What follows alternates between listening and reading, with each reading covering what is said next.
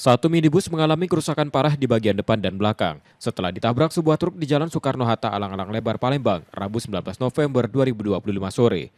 Kecelakaan terjadi ketika minibus melaju dari Jalan Kolonel Sulaiman Amin menuju Simpang Macan Lindungan. Dari arah belakang, truk yang diduga melaju kencang dan hendak berpindah lajur menabrak minibus hingga kendaraan itu hilang kendali dan menghantam median jalan. Pengemudi minibus menyebut sopir truk sempat mengaku sedang mengejar truk lain yang berada di depan.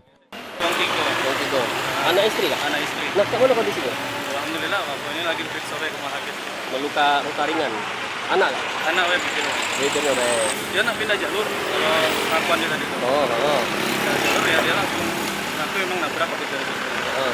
Kan memang soalnya dia ini kan iring-iringan tuh. Oh. Mungkin ngejar kawannya yang di depan, dia paling belakang soalnya kan. Konvoy itu seiring. Ya, konvoy. Akibat benturan keras tersebut, minibus ringsek dan pengemudinya bersama dua penumpang mengalami luka-luka.